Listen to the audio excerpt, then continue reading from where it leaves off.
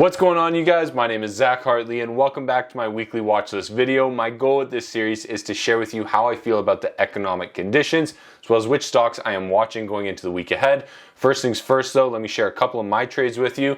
Over the last kind of 2 to 3 weeks here, I had a trade in Udemy that I bought into just too early. I didn't wait for confirmation of a bounce off of support. It bit me in the butt and the trade didn't work out. I bought options in Udemy and they expired worthless. I did make 2 other trades though. I bought shares in Google and I bought options in Shopify. Both of those trades are doing extremely well. Here's what the chart looks like for Shopify. I bought in on this bounce off of support. You can see that we broke out of resistance and I said, okay, we are going to be retesting that key level here. It was resistance. Now it is becoming support. And I said, you know what? It's actually support right here as a resistance line that we were breaking out of, but it is also support when you basically connect these low levels of the stock chart here. So I said, we got 2 levels of support right here, and so far the trade has worked out very well. We're up 22%. Google, I bought in on this bounce off of support right here. I said we are very clearly retesting $90, and over the last few days, Google has done extremely well. So both of those trades have worked out, and if you are interested at all, I post all of these trades when I make these trades in my Discord chat. Here's a screenshot from the Discord chat where you can see my actual analysis and my reasoning and my entries into both Shopify and Google. These are just like real live screenshots. So if you want to check out the Discord chat, it is linked down below. But first, or I guess next here, let's start talking about the market conditions. I'm going to go through the NASDAQ, the S&P 500, and the Dow Jones. We're going to take a quick look at Bitcoin prices and earnings and then discuss economic conditions and then move into 4 or 5 stock picks for this week that I think you should check out. When it comes to the NASDAQ, it is very, very interesting here. We set a higher high and then since then we've been trading in a bearish direction. We've basically crossed below both of our moving averages here and it looks like we're trading in a little bit of a bearish channel. We are at the top of that channel, so we'll see what happens next week. But it has basically been a rough 30 days for the NASDAQ. The S&P 500 is also very similar. We are below our moving averages and we've been trading in a bearish trend here since basically the beginning of February, so almost a month and a half. And when it comes to the Dow Jones here, we got some major resistance right here around 34,500. And then we have been rejected ever since. Basically, again, since February here, we've been trading in a bearish direction. So it's been a little bit rough. However, Bitcoin is doing extremely well. I think one of the reasons that Bitcoin is doing extremely well is because some of the banks in the United States have collapsed in recent weeks and people are having some trust issues with banks. Therefore, both gold and Bitcoin are being places that people are looking to store some of their net worth or their values, or they're looking to invest their money without the risk of what's happening to the banks right now. So far this year, Bitcoin is actually up by 70%, which is really, really impressive. When it comes to earnings this week, we've got a couple of big companies. We got Nike and GameStop both reporting on Tuesday after the close. We also have Foot Locker coming in on Monday. This is a company that I'm really gonna kind of analyze this week for a short opportunity. Nike is opening more and more stores. Foot Locker is having less and less of a strategic advantage. And I don't think Foot Locker is gonna be here 10 or 20 years from now. So I'm considering shorting Foot Locker, but I haven't done the research and analysis on it. It's just sort of at that idea stage right now, but it's something I am looking at. We also have Chewy reporting this week. We've got Petco, we've got Canadian Solar. So a couple of companies reporting this week, definitely not a major earnings week, but definitely something to watch for. Now, when it comes to economic conditions and market conditions, it's super, super important that you know what's going on this week. We have the Fed meeting this week where they're going to decide on what they want to do with interest rates. We should get that announcement on Wednesday at 2 p.m. And then Jerome Powell, the chair of the Federal Reserve, is going to do a speech at 2:30 p.m. This is within market hours, so you need to be well aware of this if you're doing any short-term trading. Home sales, both new and existing data, comes out on Tuesday and Thursday.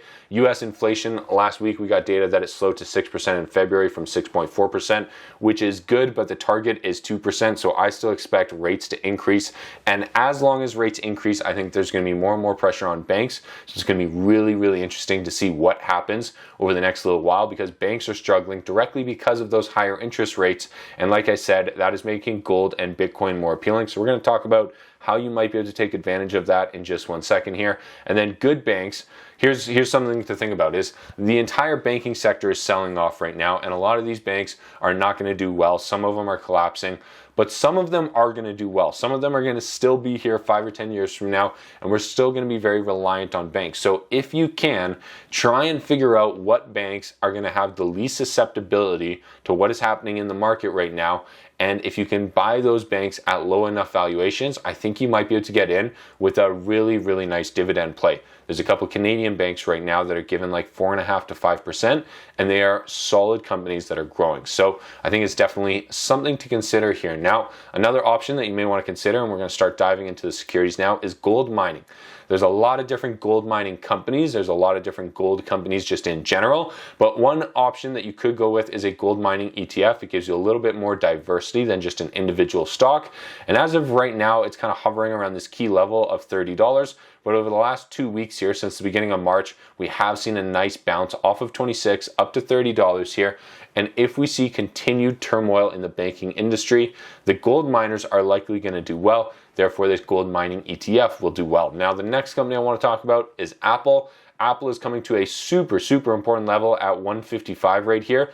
We have been rejected at 155 several times. So depending on what happens on Monday, Tuesday, I am either looking for a rejection and to go short to a pullback down to 145, or I am looking for the breakout. Long term, Apple's a great company. They're going to do extremely well. You want to be holding Apple long term. So it's definitely something to consider, but if you can get a nice little pullback for a couple of percent, it's a great opportunity on Apple, especially if the entire market just kind of pulls back next week. Another one that I'm watching here is Tencent. Tencent is a major, major company in the Chinese marketplace, not Canadian marketplace. And they're pulling back to kind of an important level of support right around $42 right here. I think long-term, Tencent is another company that's probably going to do pretty well here. So it is one that I am watching, especially for some Chinese exposure.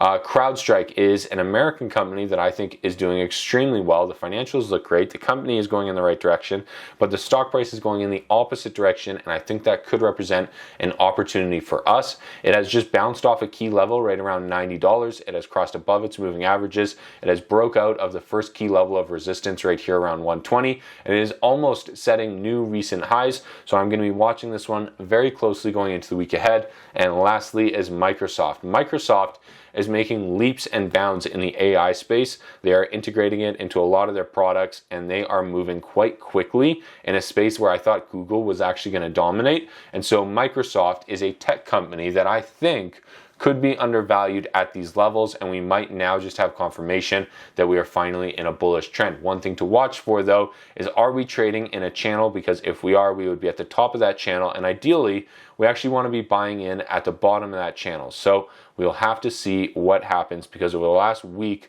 Microsoft has had a major run up, and you don't want to be chasing. You don't want to feel like you're trying to catch up. You want to be buying in at good value, and I think Microsoft is close there, but the stock has been very choppy lately, so we just want to see what happens on Monday and Tuesday and then go from there. Now, there's no pitch. I don't have anything to sell you in this video at the end. Definitely check out that Discord chat if you want to get involved. But other than that, thank you guys so much for watching. I hope this video was valuable. If it was, please click that like and subscribe button, and we'll see you in the next one. Good luck trading, good luck investing, and we'll talk to you soon.